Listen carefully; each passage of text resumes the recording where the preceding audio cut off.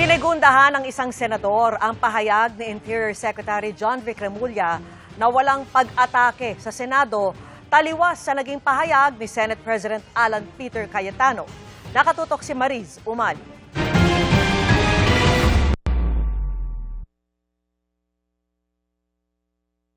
I don't think there's any question. The Senate is under attack, was under attack. Ang sinabing ito ni Senate President Alan Peter Cayetano, kinontra ni DILG Secretary John Vic Remulla. Batay daw sa lahat ng ebidensya, walang pag-atake sa Senado noong May 13. Sang-ayon dito sa Senador Raffy Tulfo.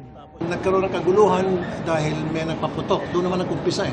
So, literally, if you look at the perspective on a military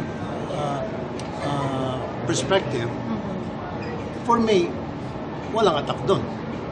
Kasi, nag-warning shot, sabi ni Sergeant Arms eh. Tapos ngayon, gumanti itong isa. So sila lang ang nag-aaway, dalawa. Walang kinalaman yung mga senators.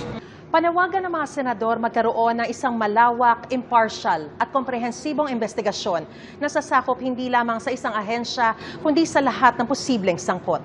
Just to be fair, I want to see the independent investigation. Meaning dapat ang Senado rin maimbestigahan.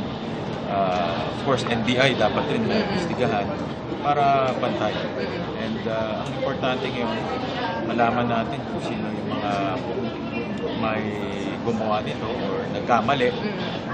At yung reforms, paano natin maiwasan to? Kasi ayaw na natin maiwasan to eh. Buti na lang walang nasaktan. Ayaw natin maulit to.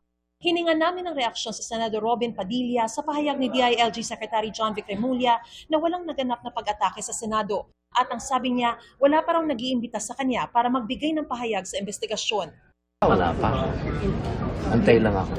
Nag-aantay pa ako. Sabi nila, dito daw mag-iimbestiga. Siguro ang makakasagot niyan, boss, si Senator Alan. Mariz Umali, Nakatutok, 24 Oras.